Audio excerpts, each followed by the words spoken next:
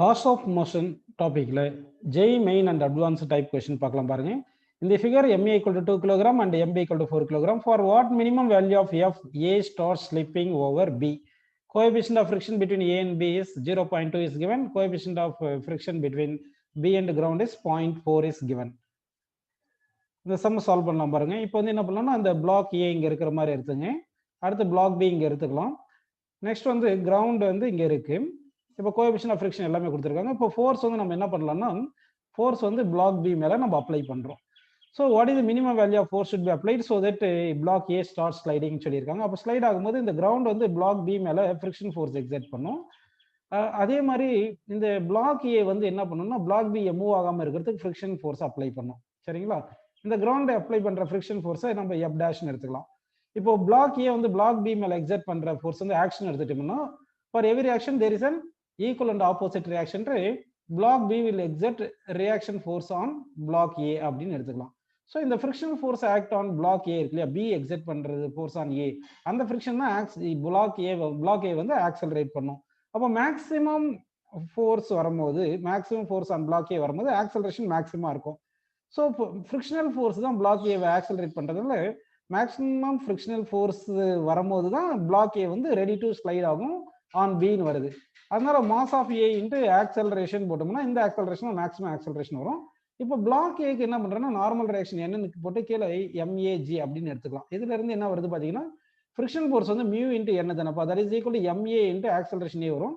Mu into N பிளேஸ்ல என்ன பண்ணலாம்னா mass of block A into ஜின்னு போட்டு that is equal to MA into A போட்டு MAன்றது மாஸ் ஆஃப் பிளாக் ஏ, இது கேன்சல் பண்ணா A equal to mu into ஜின்னு வருது.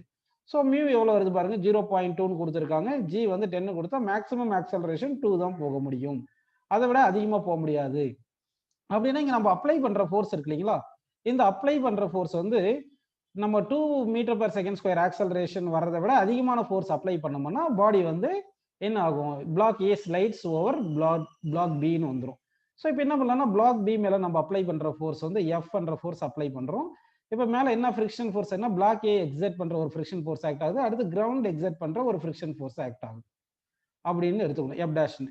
ஸோ இப்போ ஒரு சிஸ்டமா கன்சிடர் பண்ணிக்கலாம், இல்லைன்னா இப்படியே கூட எடுத்துக்கலாம். இப்போ வந்து பிளாக் பிக்கு வந்து நம்ம ஆக்சலரேஷன் ஏ இருக்குன்னு எடுத்துக்கலாம். இப்போ நெட் ஃபோர்ஸ் பார்த்தீங்கன்னா F minus frictional force minus F dash, அதாவது இந்த எஃப்ன்றது பிளாக் ஏ எக்ஸர்ட் பண்ண ஃப்ரிக்ஷன், இந்த எஃப் டேஷ்ன்றது கிரவுண்ட் எக்ஸர்ட் பண்ற friction, that is equal to mass of the block B into acceleration ஏன்னு வரும். இப்போ நமக்கு எஃப் தானே வேணும், so F is equal to இந்த ஸ்மால் எஃப், இந்த எஃப் டேஷ் அந்த பக்கம் கொண்டு போயிடலாம், is equal to sorry plus m B into ஏன்னு போட்டுக்கலாம். ஸ்மால் எஃப்ன்றது என்ன பார்த்தீங்கன்னா அந்த ஃப்ரிக்ஷனல் ஃபோர்ஸ் இங்கே பிளாக் ஏ எக்ஸர்ட் பண்றது அந்த ஃபோர்ஸ் வந்து எவ்வளோன்னு பார்த்தீங்கன்னா அந்த ஸ்மால் எஃப் வந்து மியூ இன்ட்டு என்னன்னு வரும். என் வந்து 2g mass into G, mass வந்து 2 கிலோகிராம் தானே, அதனால மியூ வந்து 0.2 இன்ட்டு 2 இன்ட்டு ஜின்னு போட்டுக்கலாம். ஓகேங்களா? ஸோ அப்போ இது என்ன வரும் பார்த்தீங்கன்னா நமக்கு 0.2 இன்ட்டு 2 0.4 இன்ட்டு ஜி 4ன்னு கிடைக்குது. ஓகேங்களா? அதே மாதிரி எஃப் டேஷ்ன்றது கிரவுண்ட் எக்ஸர்ட் பண்ற ஃப்ரிக்ஷன். அப்போ கிரவுண்ட் எக்ஸர்ட் பண்ற இடத்துல பார்த்தீங்கன்னா மொத்தமா நார்மல் ரியாக்ஷன் பார்த்தீங்கன்னா இந்த மொத்த ஃபோர்ஸ், அதாவது 2 + 4 mass of block A plus mass of block B ரெண்டுமே சேர்ந்து ஆக்ட் ஆகும். அப்போ F dash equal to mu N டேஷ்னு வச்சுக்கலாம். இந்த கிரவுண்ட் எக்ஸர்ட் பண்றது என் டேஷ்னு வச்சுட்டு இங்க மியூ வந்து 0.4 கிரவுண்ட் எக்ஸர்ட் பண்றது இன்ட்டு டோட்டல் மாஸ் வந்து, அதாவது இந்த பிளாக் ஏ பிளாக் பி டோட்டல் டுகெதரா கிரவுண்டை புஷ் பண்றது தான் நார்மல் ரியாக்ஷன். ஸோ அப்போ இந்த கேஸ்ல என்ன எவ்வளவு எடுக்கணும்னா 6g எடுத்துக்கிறோம் ரெண்டு பிளாக்கும் சேர்ந்து.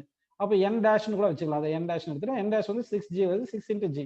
அப்போ இந்த 0.4 இன்ட்டு 6 எவ்வளோ 2.4 இன்ட்டு ஜி வந்து 10 போட்டோம்னா நமக்கு என்ன வருது பாருப்பா, எஃப் டேஷ் வந்து 24 அப்படின்னு நமக்கு கிடைக்குது. சரிங்களா? இப்போ எஃப் வந்து நமக்கு 4ன்னு கிடைச்சிருக்குங்களா, ஸோ எஃப் வந்து 4ன்னு போடுங்க, எஃப் டேஷ் 24ன்னு போடுங்க, பிளஸ் எம்பி வந்து mass of the block B வந்து 4ன்னு கொடுத்துருக்காங்க, இன்ட்டு ஆக்சலரேஷன் 2 நம்ம இங்க கண்டுபிடிச்சிருக்கோம்.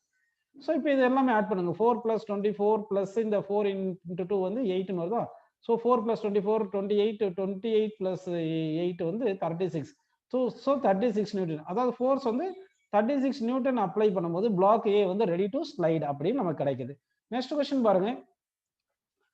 A 2 kg block is connected with 2 springs of force constants K1 100 Newton per meter and K2 300 Newton per meter as shown in the figure.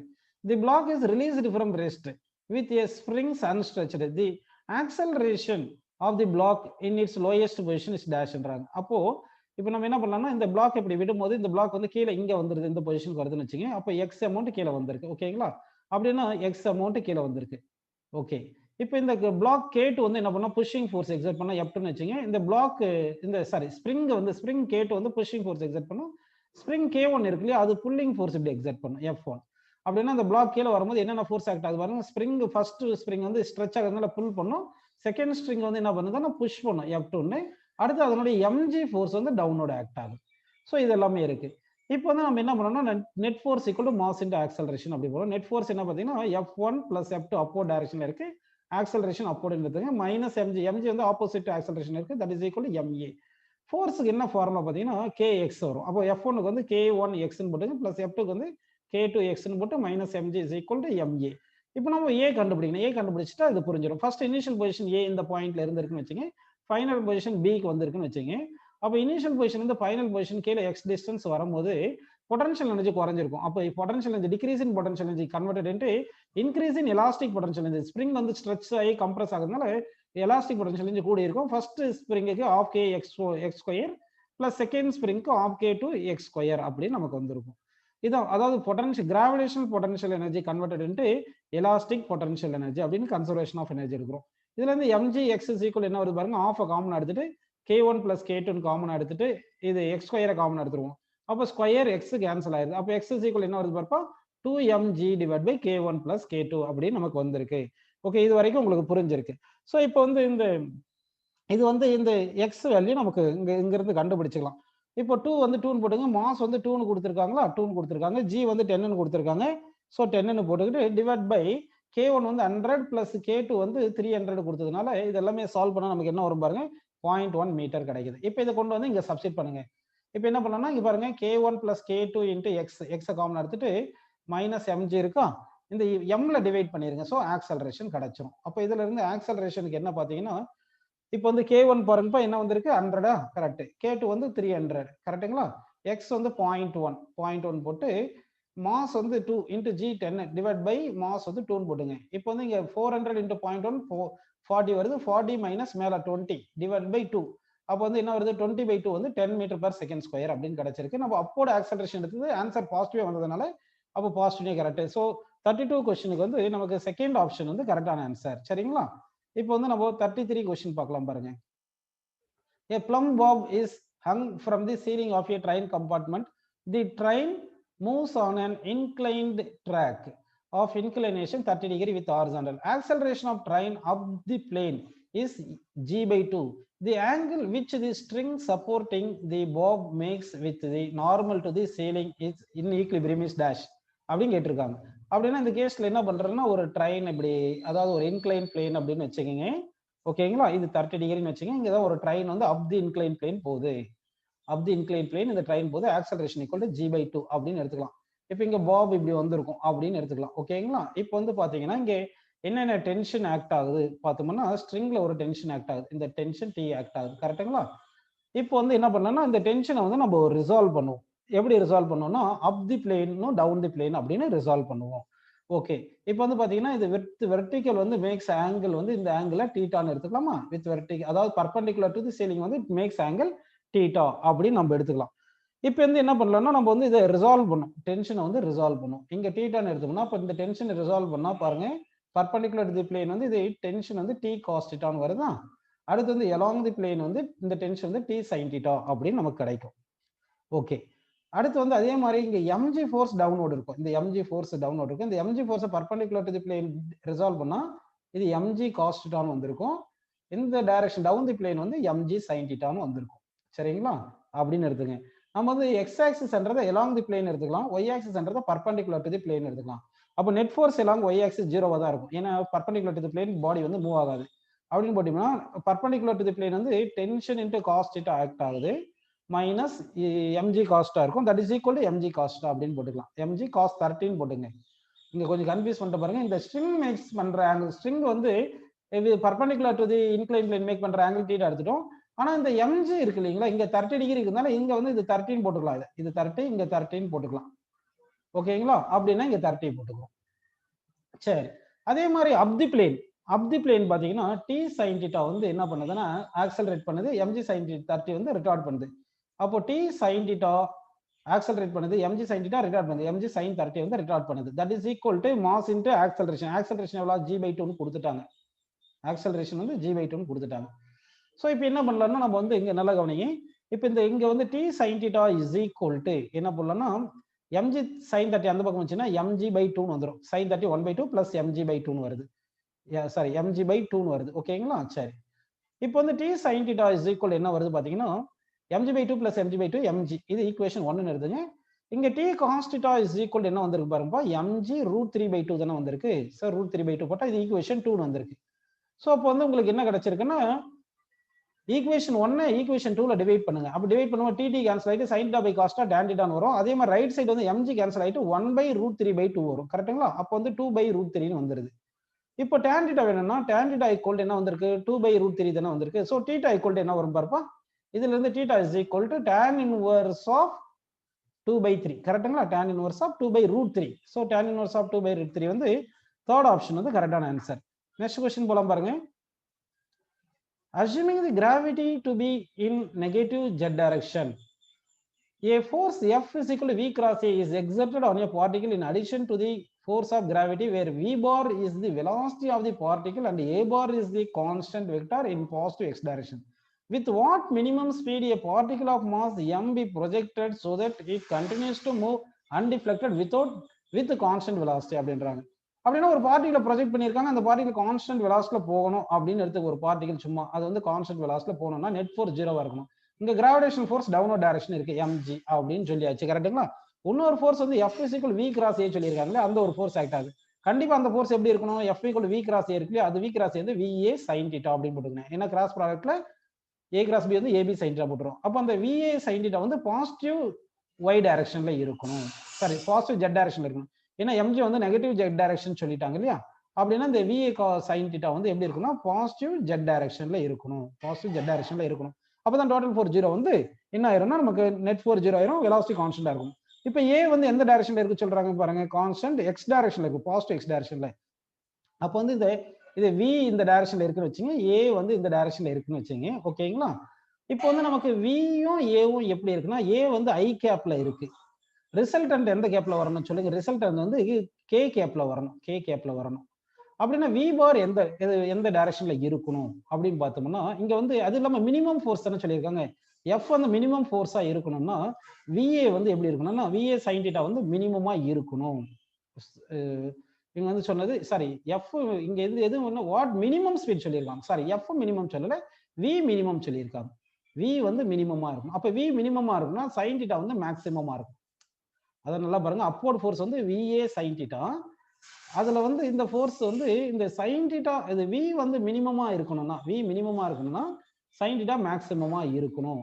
அப்படி என்ன வந்து நல்லா கவனிங்க. அப்போ அந்த அப்வர்ட் ஃபோர்ஸ் வந்து நம்ம sin θ மேக்ஸிமம் வேல்யூ 1ன்னு போட்டோம்னா அப்போ அப்வர்ட் ஃபோர்ஸ் வந்து என்ன வந்துருது V இன்டு A வருது. இப்போ இந்த அப்வர்ட் ஃபோர்ஸ் எந்த டைரக்ஷன்ல இருக்கணும் பாத்தீங்கன்னா K கேப் டைரக்ஷன்ல இருக்கணும். A எந்த டைரக்ஷன்ல இருக்குன்னா I ல இருக்கு. V வந்து எந்த டைரக்ஷன்ல இருக்கணும் அப்படின்னு क्वेश्चन நமக்கு இப்போ அதை பார்க்கலாம். நம்ம இப்போ என்ன பார்த்தோம்னா இது V வந்து பாசிட்டிவ் டைரக்ஷன்ல இருக்குன்னா நம்ம I J K தெரியும் இல்லையா? இப்போ வந்து இப்போ என்ன பண்ணலாம்னா J கிராஸ் ஐன்னு போட்டீங்கன்னா மைனஸ் K வந்துடும். அப்படிதானே? ஸோ J கிராஸ் ஐன்னு போட்டா என்ன வருது? மைனஸ் K வருது. ஆனால் நமக்கு பிளஸ் K தானே வேணும். ஸோ மைனஸ் J கிராஸ் ஐ போடுவோம். ஸோ பிளஸ் K வந்துடும். அப்படின்னா வெலாசிட்டி வந்து எந்த டைரக்ஷன்ல இருக்கணும் பார்த்தீங்கன்னா வந்து மைனஸ் J டைரக்ஷன்ல இருக்கணும். அப்படின்னா எதர் A ஆர் B தான் வரணும். இது வரைக்கும் உங்களுக்கு புரிஞ்சு. அடுத்து இந்த force exerted by the VA force இருக்கு. V cross A அது VA that is equal to mg க்கு பேலன்ஸ் பண்ணணும். அப்ப V equal to என்ன வரும் சொல்லுங்க? mg by A ன்னு புரிஞ்சிருச்சு உங்களுக்கு. சரிங்களா? அப்போ magnet mg by A direction minus J cap. So அப்படின்னா 34th क्वेश्चனுக்கு வந்து நமக்கு ஆன்சர் வந்து ஆப்ஷன் டி கரெக்ட். அடுத்து 35 பாருங்க.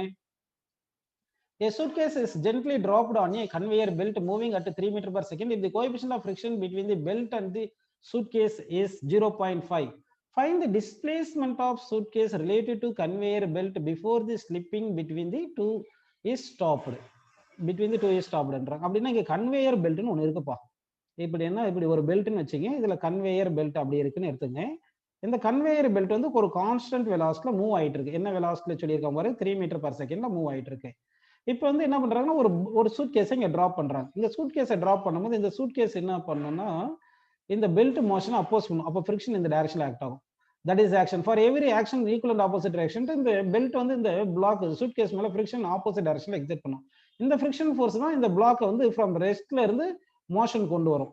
சரிங்களா? சரி, அப்போ வந்து இந்த ஃப்ரிக்ஷன் எவ்வளோ பார்த்தோம்னா mu into M G, mu N தானே, M A is equal to M mu எம்ஜின்னு போட்டோம்னா அப்போ எம் கேன்சல் பண்ணிட்டா ஆக்சலரேஷன் வந்து மியூஜி. இந்த ஃப்ரிக்ஷனல் ஃபோர்ஸ் இந்த சூட் கேஸை மியூஜி ஆக்சலரேட் பண்ணுது. இப்போ அப்படி பண்ணும்போது இந்த சூட் கேஸுக்கு வெலாசிட்டி கூட்டிகிட்டே வரும். ஒரு பர்டிகுலர் டைம்ல இந்த சூட் கேஸுக்கு வெலாசிட்டி வந்து ஈக்குவல் டு பெல்ட் வெலாசிட்டி வந்துச்சுன்னா ரிலேட்டிவ் மோஷன் 0 வந்துடும். அப்புறமா ஃப்ரிக்ஷன் ஆக்ட் ஆகாது. அப்புறமா ரெண்டுமே டுகெதரா மூவ் ஆகும் அப்படின்னு எடுத்துக்கணும். ஸோ இப்போ என்ன பண்ணலாம்னா நம்ம இந்த சூட் கேஸ் வந்து எவ்வளோ டிஸ்டன்ஸ் மூவ் ஆயிருக்கு அப்சல்யூட்லி அப்படின்னு பார்த்தோம்னா v square minus u square equal to 2as போடலாம் இல்லையா? அப்போ u0 இனிஷியலா v வந்து ஃபைனலா வந்து 3 வரணும், கரெக்டுங்களா? அப்போ 3 ஸ்கொயர் ஃபைனலா 3 வரணும். 3 square equal to 2 into a வந்து மியூஜி, மியூ எவ்வளோ சொன்னாங்க பாருங்க, இந்த மியூஜி மியூ வந்து 0.5 இன்ட்டு ஜி வந்து 10 போட்டா அப்போ 5 கிடைக்காத ஏ 5 போட்டோம்னா இன்ட்டு எஸ்ன்னு வருது. அப்போ எஸ் இக்குவல் என்ன வருது பாருப்பா, இது 3 ஸ்கொயர் 9, 9 டிவைட் பை 2, இங்க 3 ஸ்கொயர் வந்து 9 தானே, இது 2 இன்ட்டு 5 என்ன வருது சொல்லுங்க, நமக்கு 10ன்னு கிடைக்குது. சரிங்களா? ஸோ அப்போ 10ன்னு வந்துச்சுன்னா நம்ம என்ன பண்ணலாம்னா இங்கே 2 இன்ட்டு 5 வந்து 10ன்னு போட்டுடுறோம். சரி, அப்போ 10ன்னு போட்டோம்னா நமக்கு ஆன்சர் என்ன வருது பாருங்க, 0.9 அப்படின்னு வந்திருக்கு. அப்போ இது சூட்கேஸ் மூவ் ஆனது 0.9 மீட்டர்.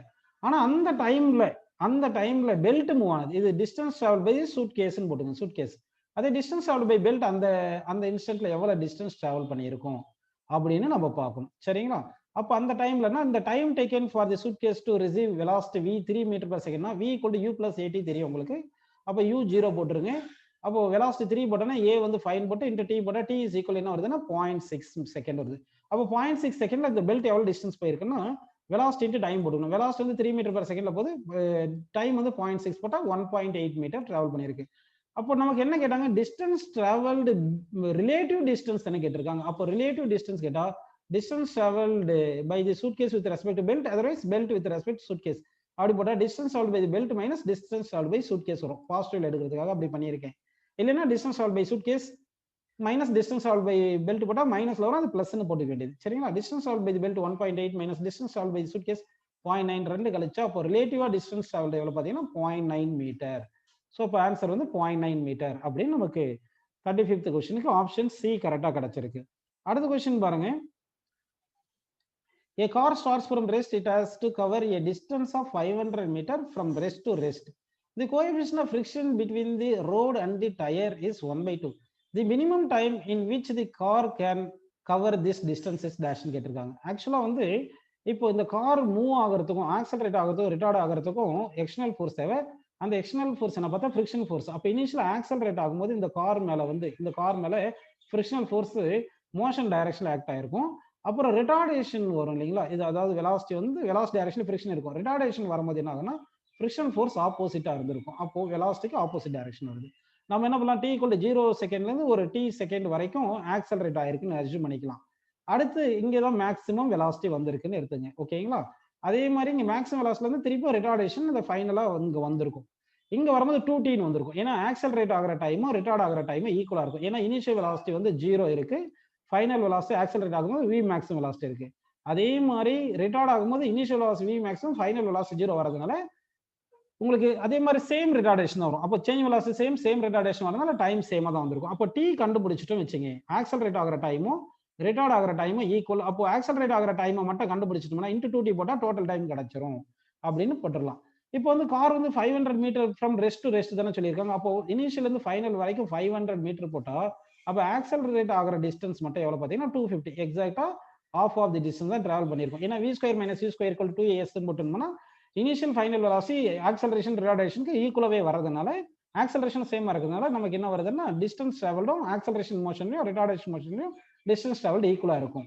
அப்படி இப்போ ஆக்சலரேஷன் வந்து ஃப்ரிக்ஷன் ஃபோர்ஸ்னால தானே காரணம். அப்போ ஃப்ரிக்ஷன் ஃபோர்ஸ் பை மாஸ்ன்னு போட்டுருங்க. Friction force mu into n வந்து mgன்னு போட்டு டிவைட் பை mன்னு போட்டோம்னா mm கேன்சல் ஆயிருது. So acceleration equal to mu ஜின்னு வருது. மியூ எவ்வளவு கொடுத்துருக்காங்கன்னா 1/2 கொடுத்துருக்காங்க பாருங்க, ஜி வந்து 10ன்னு கொடுத்துருக்காங்க. ஸோ ஆக்சலரேஷன் வந்து 5 அப்படின்னு கிடைக்குது.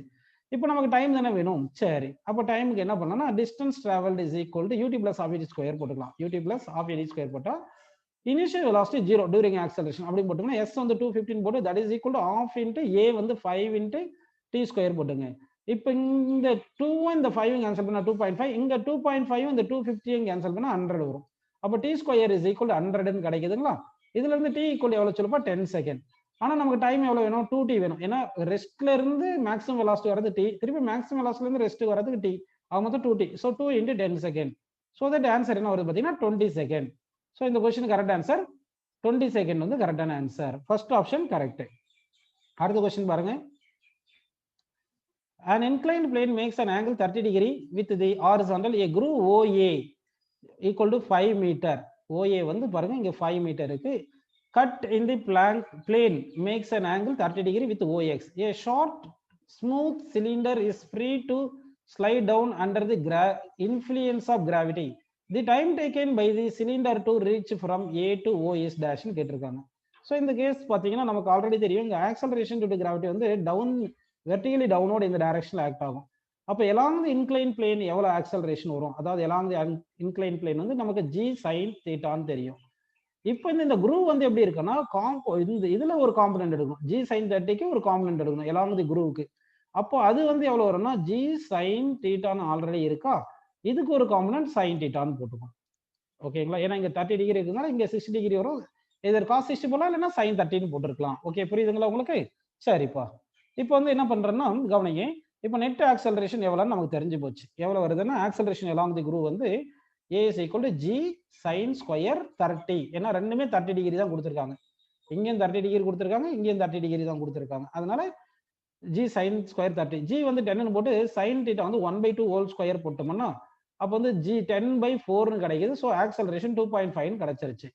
இப்போ நமக்கு டிஸ்டன்ஸ் டிராவல்டு வச்சு டைம் கண்டுபிடிச்சிடலாம். டிஸ்டன்ஸ் எவ்வளோ கொடுத்துருக்காங்க? 5. நம்ம டைம் தானே கேட்டிருக்காங்க. Distance equal ut + RVt square. Starting from rest தானப்பா, அதனால u 0 போட்டுருங்க. டிஸ்டன்ஸ் வந்து 5 மீட்டர்னு கொடுத்துட்டாங்க, இங்க கொடுத்துருக்காங்க பாருங்க 5 மீட்டர்னு. 5 metre is equal to ½ × a வந்து 2.5 கரெக்டுங்களா? 2.5 × t ஸ்கொயர் வருது. இப்போ 2.5 இந்த 5 கேன்சல் பண்ணா இங்க 2 கிடைக்கும். இந்த 2 × 2 t ஸ்கொயர் ஈக்குவல் டு என்ன வருது சொல்லுங்க? 4 வருது. ஸோ தட் ரூட் எடுத்துட்டா t ஈக்குவல் டு 2 செகண்ட் கிடைக்குது. ஸோ தட் நமக்கு இந்த கொஸ்டின் கரெக்டான ஆன்சர் என்ன பார்த்தீங்கன்னா 2 second is the correct answer. அடுத்த கொஸ்டின் போலாம் பாருங்கப்பா. இந்த arrangement shown in figure MA = MB = 2 kg. String is massless and pulley is frictionless. Block B is resting on a smooth horizontal surface, while friction coefficient between block A and B is mu = 0.5. What maximum force, horizontal force F can be applied so that block A does not slip over the block B அப்படின்னு சொல்லியிருக்காங்க. Okay, இப்போ வந்து பார்த்தீங்கன்னா இங்கே horizontal surface smooth சொல்லிட்டாங்க, இங்கே அதை ஞாபகம் வச்சுக்கணும். அடுத்து சால்வ் பண்ண போகிறோம். இப்போ இங்கே பிளாக் ஏ இருக்குங்களா, இதுக்கு மேலே சாரி பிளாக் ஏக்கு மேலே பிளாக் பி இருக்கு. பிளாக் பி, இது பிளாக் ஏ, ரெண்டுத்துக்கு மாஸ் ஈக்குவல். இப்போ இங்கே ஃபோர்ஸ் அப்ளை பண்ணி புல் பண்ணுறாங்க இல்லைங்களா, இந்த ஃபோர்ஸ் அப்ளை பண்ணி புல் பண்ணுற ஃபோர்ஸ் வந்து என்ன ஆகும்னா உங்களுக்கு இந்த பிளாக் பி மேலேயும் ஃபோர்ஸ் எஃப் ஆக்ட் ஆகும். இது த்ரூ ஸ்ட்ரிங் வந்து டென்ஷன் டீன் வந்து அந்த ஃபோர்ஸ் தான் வந்து இங்கே ஆக்ட் ஆகும் அப்படின்னு எடுத்துக்கலாம். இப்போ இந்த புள்ளி வந்து இந்த பிளாக் ஏ எஃப் ஃபோர்ஸ்ல புல் பண்ணா இந்த பிளாக் ஏ வந்து இந்த புள்ளியை எஃப் ஃபோர்ஸ்ல இப்படி புல் பண்ணியிருக்கும். இது எடுத்துக்கணும் நம்ம. ஓகேங்களா? அப்படின்னா இந்த பிளாக் பி மேல வந்து பாருங்க, பிளாக் ஏ த்ரூ புள்ளி, இந்த புள்ளி வச்சிருந்தா இந்த ஒரு ஃபோர்ஸ் எஃப்னு ஆக்ட் ஆகுதா. அடுத்து வந்து இங்க ஒரு ஃபோர்ஸ், இந்த ஒரு ஃபோர்ஸ் எஃப்னு ஆக்ட் ஆகுது. இது ஒரு ஃபோர்ஸ்னு எடுத்துக்கணும். அடுத்து வந்து நல்லா கவனிக்கணும், இந்த பிளாக் ஏ மேல நமக்கு என்ன ஃபோர்ஸ் ஆக்ட் ஆகுதுன்னா ஒரு புல்லிங் ஃபோர்ஸ் ஒன்று ஆக்ட் ஆகுது. சரி, இப்போ நெக்ஸ்ட் வந்து இந்த பிளாக் ஏ வந்து அகேன்ஸ்ட் பிளாக் பி மூவ் ஆகும்போது நல்லா பாருங்க, ஆக்சுவலா பிளாக் ஏ வந்து அகேன்ஸ்ட் பிளாக் பி மூவ் ஆகும். ஏன்னா வந்து ஃபர்ஸ்ட் வந்து இந்த பிளாக் பி மேல ஆக்ட் ஆகிற இந்த எஃப் கேன்சல் ஆயிருமா. அப்போ பிளாக் ஏ தான் against block B must move ஆகிற மாதிரி இருக்கும். அப்படின்னா பிளாக் பி வந்து பிளாக் ஏவை அப்போஸ் பண்ணும் மோஷன். ஸோ ஃப்ரிக்ஷன் ஃபோர்ஸ் இந்த டைரக்ஷன்ல ஆக்ட் பண்ணும். அப்போ equal and opposite frictional force block A வந்து பிளாக் பி மேல எக்ஸர்ட் பண்ணும். அப்போ பிளாக் பி மேல பிளாக் ஏ வந்து ஃப்ரிக்ஷனல் ஃபோர்ஸ் எக்ஸர்ட் பண்ணும். இந்த ஃப்ரிக்ஷனல் ஃபோர்ஸ் தான் பிளாக் பி வந்து ஆக்சலரேட் பண்ணும் அப்படின்னு நம்ம எடுத்துக்கணும். ஓகேங்களா? இந்த ஃப்ரிக்ஷனல் ஃபோர்ஸ் தான் இந்த பிளாக் பி ஆக்சலரேட் பண்ணும். அப்போ ஆக்சலரேஷன் எவ்வளவு பாத்தீங்கன்னா friction force equal to mu into MG. இங்க ரெண்டு பிளாக் மாஸும் சேம்னால எந்த பிளாக் மாஸ் போட்டாலும் சரி, ஏன்னா friction force equal to mu என்னன்னு வரும். இங்க வந்து என்ன பண்ணலாம், என்னன்னு இங்க போட்டுட்டு இங்க எம்ஜின்னு போட்டுருவோம். கரெக்டுங்களா? என் ஈக்குவல் டு எம்ஜின்னு வருது.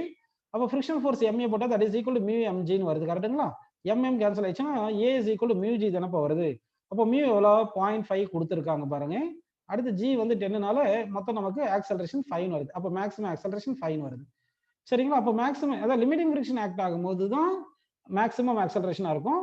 அப்போ இந்த ஃபோர்ஸ் அப்ளை பண்ணது லிமிட்டிங் ஃப்ரிக்ஷனுக்கு ஈக்குவலா வரும்போது அப்ளை பண்ற ஃபோர்ஸ் இருக்கிற வரைக்கும், அதாவது இந்த ஃபோர்ஸ் வந்து லிமிட்டிங் ஃப்ரிக்ஷன் வரதை விட கம்மியான ஃபோர்ஸ் அப்ளை பண்ற மாதிரி இருக்கும்போது ரிலேட்டிவா மூவ் ஆயிட்டு இருக்கும். கிரேட்டர் தென் லிமிட்டிங் ஃப்ரிக்ஷன் வரும்போது ஃபோர்ஸ் இன்க்ரீஸ் பண்ணாதான் ஸ்லைட் ஆகும். ஸோ நமக்கு இங்க மேக்ஸிமம் ஹாரிசான்டல் ஃபோர்ஸ் வரும்போது இங்க லிமிட்டிங் ஃப்ரிக்ஷன் இருக்குன்னு எடுத்துக்கலாம்.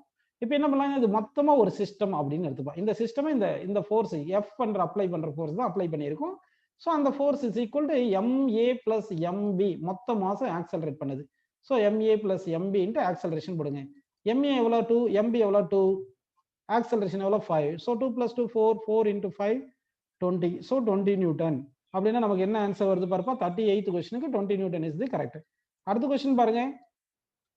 A block is kept on a smooth inclined plane of angle of inclination 30 degree that moves with a constant acceleration, so that the block does not slide relative to the inclined plane.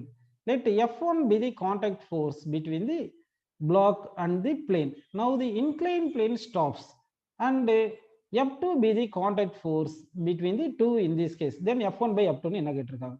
So first கேஸ்ல என்ன பார்த்தீங்கன்னா வந்து incline plane இருக்கு, நல்லா பாருங்க, incline plane இருக்கு. ஆனா இங்க ஃப்ரிக்ஷன் லெஸ்ன்றதுனால வந்து ஃப்ரிக்ஷன் கிடையாது, ஸ்மூத் சர்ஃபேஸ்னால ஃப்ரிக்ஷன் கிடையாது. அப்படின்னா இங்க நார்மல் ரியாக்ஷன் ஆக்ட் ஆகும் இல்லைங்களா, அது ஒன்று தான் கான்டாக்ட் ஃபோர்ஸ், மற்ற எதுவுமே கான்டாக்ட் ஃபோர்ஸ் கிடையாது. நார்மல் ரியாக்ஷன் ஃப்ரிக்ஷன் ஃபோர்ஸ் தான் கான்டாக்ட் ஃபோர்ஸ். இப்போ வந்து இங்க வந்து நமக்கு என்ன ஆகுதுன்னா நார்மல் ரியாக்ஷன் மட்டும் தான் இருக்குதுனால அந்த கான்டாக்ட் ஃபோர்ஸ் F1 சொன்னால F1 எடுத்துக்கலாம். இது ஹாரிசான்டல் டைரக்ஷன்ல ஆக்சலரேட் ஆகுதுங்களா, வெர்டிகல் டைரக்ஷன்ல நோ மோஷன் எடுத்துக்கலாம். அப்போ வெர்டிகல் டைரக்ஷன்ல mg ஃபோர்ஸ் டவுன்வர்ட் ஆக்ட் ஆகுது. இந்த தீட்டா வந்து இங்க தானே, இங்க தீட்டான்னா இது வந்து தீட்டான் வந்துடும், கரெக்ட்டுங்களா? அப்படின்னா இங்க தீட்டான் வந்துருச்சுன்னா 30 டிகிரி, F1 ரிசால்வ் பண்ணா F1 cos 30 அப்படின்னு வருது. அப்போ பாடி வந்து இன்க்ளைன் பிளேன் ஃபர்ஸ்ட் கேஸ்ல ஹாரிசான்டல் டைரக்ஷன்ல ஆக்சலரேட் ஆகும்போது நெட் ஃபோர்ஸ் வந்து y டைரக்ஷன்ல 0, so that F1 cos 30 is equal to mg அப்படின்னு நான் எடுத்துக்கிறேன்ப்பா. இது வந்து ஒரு ஈக்குவேஷன் 1 அப்படின்னு வச்சுங்க. இப்போ செகண்ட் கேஸ்க்கு வந்து இந்த என்ன பண்றேன்னா இந்த பிளாக் வந்து என்ன ஆகும்னா விட்டுறோம், அப்படியே ஸ்லைட்ஸ் டவுன் வருது, அப்படியே ஸ்லைட்ஸ் டவுன் வரும். ஃபர்ஸ்ட் கேஸ்ல வந்து பிளாக் வந்து கீழே மூவ் ஆகல, ரெஸ்ட்ல இருந்து ஹாரிசான்டல்ல மூவ் ஆச்சு. இப்போ வந்து பிளாக் வந்து வித் ரெஸ்பெக்ட் இன்க்ளைன் பிளேன் அப்படியே விட்டுட்டோம்னா என்ன ஆகும்னா இது ஸ்லைட் டவுன் ஆகும், சரிங்களா? அதனால perpendicular to the incline plane no motion எடுத்துக்கலாம். Perpendicular to the incline plane no motion எடுத்துக்கலாம். அப்படின்னா டவுன்வர்ட் டைரக்ஷன் mg ஆக்ட் ஆகுது. இந்த mg perpendicular to the incline plane resolve பண்ணா mg cos 30 வரும். இந்த கேஸ்ல ஃப்ரிக்ஷன் கிடையாது, அதனால இப்போ ஆக்ட் ஆகிற கான்டாக்ட் ஃபோர்ஸ் வந்து only normal reaction. Normal reaction தான் F2 எடுத்துக்கணும். அப்போ வந்து perpendicular to the incline plane no motion அப்படின்னு இந்த கேஸ்ல எடுத்துக்கிட்டோம்னா அப்போ F2 இஸ் ஈக்குவல் என்ன வருது பாருங்க, mg cos 30 அப்படின்னு நமக்கு வந்திருக்கு. இது ஈக்குவேஷன் 2. இப்போ ஈக்குவேஷன் 1ல பாருங்க F1 is equal mg by cos 30 வருதா? இது ஈக்குவேஷன் 1னே வச்சுங்க, திருப்பி 1 ரீமாடிஃபை பண்ண மாதிரி. இப்போ ஈக்குவேஷன் 1 டிவைட் பை 2 போடுங்க, அப்போ F1 by F2 கிடைக்கும், கரெக்ட்டுங்களா? அடுத்து mg by cos 30 வரும். F1 பிளேஸ்ல F2 பிளேஸ்ல mg cos 30 வருது. இப்போ இந்த mg கேன்சல் ஆயிடுச்சு. இந்த டிவைடட் பை cos 30 இருக்கு இல்லையா, divide by cos 30 divide by cos 30ன்றால 1 by cos 30 ஸ்கொயர்னு வந்துடும். cos ஸ்கொயர் 30, cos ஸ்கொயர் 30 எவ்வளோ, cos 30 வந்து எவ்வளோப்பா √3/2. அப்போ 1 by √3/2 ஹோல் ஸ்கொயர் வருதா?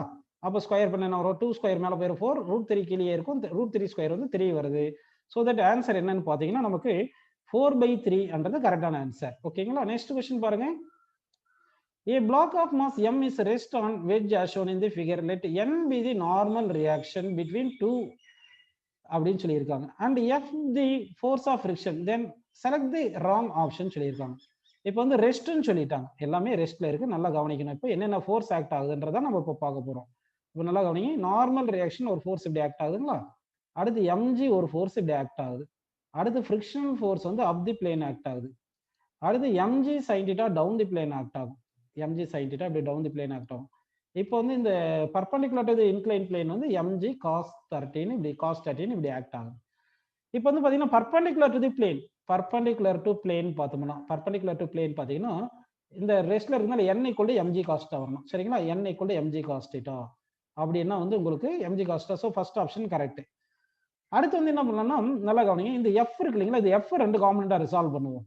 எஃப் 2 காம்பனண்டா ரிசால்வ் பண்ணோம்னா இந்த ஃப்ரிக்ஷன் ஃபோர்ஸை எங்க தீட்டா வந்துருமோ எஃப் ரிசால்வ் பண்ணா என்ன வருது, இங்க எஃப் காஸ் தீட்டான்னு வருது, கரெக்டா? எஃப் காஸ் தீட்டான்னு வருது. அதே மாதிரி இந்த என்ன ரிசால்வ் பண்ணா என்ன வரும்னா உங்களுக்கு நல்லா கவனிக்கணும், இந்த வெர்டிகல்ல தான் இங்க தான் தீட்டா வரும். அப்படின்னா இங்க ரிசால்வ் பண்ணும்போது என்னக்கு என்ன வரும்னா n sin தீட்டான்னு வரும், கரெக்ட்டுங்களா? அப்படின்னா horizontal direction X direction along X direction பாத்தீங்கன்னா எலாங் எக்ஸ் டைரக்ஷன் எடுக்கும்போது நெட் ஃபோர்ஸ் 0 போட்டா n sin θ லெஃப்ட் சைடு இருக்கு, ரைட் சைடு f cos θ இருக்கு, கரெக்ட்டுங்களா? அப்படின்னு இருக்கு. அப்போ செகண்ட் ஆப்ஷனும் கரெக்ட். இப்போ நெக்ஸ்ட் என்ன பண்ணலாம்னா இந்த எண்ணை வந்து வெர்டிகலா நம்ம எண்ணெய் இங்க இருக்கு இல்லையா, ஹாரிசான்டல் ரிசால்வ் பண்ணது என் sin θ, வெர்டிகலா ரிசால்வ் பண்ணா n காஸ்டா வருது இல்லையா அப்படின்னு வந்திருக்கு. ஓகே, அதே மாதிரி இங்க ஃபிரிக்ஷன் எஃப் வந்து இங்க எஃப் காஸ்டான்னு ரிசால்வ் பண்ணியிருக்கோம் இல்லையா, அது வெர்டிகலா ரிசால்வ் பண்ணும்போது அது எஃப் sin θன்னு வந்திருக்கும். அப்படின்னா இந்த பிளாக் வேல எலாங் ஒய் ஆக்சிஸ் பாருங்க, எலாங் ஒய் ஆக்சிஸ் என்னென்ன இருக்கு பாத்தீங்கன்னா, Y axis upward force n காஸ்டா இருக்கு பிளஸ் எஃப் sin θ இருக்கா, F sin θ, downward force mg இருக்கு. ஸோ அப்படின்னா தேர்ட் ஆப்ஷனும் ஈக்குவல், தேர்ட் ஆப்ஷன் கரெக்ட். அப்படின்னா ஃபோர்த் ஆப்ஷன் மட்டும்தான் ராங். ஸோ தட் இந்த கொஸ்டின் கரெக்ட் ஆன்சர் என்ன பார்த்தீங்கன்னா ஃபோர்த் ஆப்ஷன் தான் வந்து ராங்கான ஆப்ஷன் அப்படின்னு நம்ம கேட்டிருக்காங்க. அந்த ஆன்சர்னு எடுத்துக்கிறோம் நம்ம.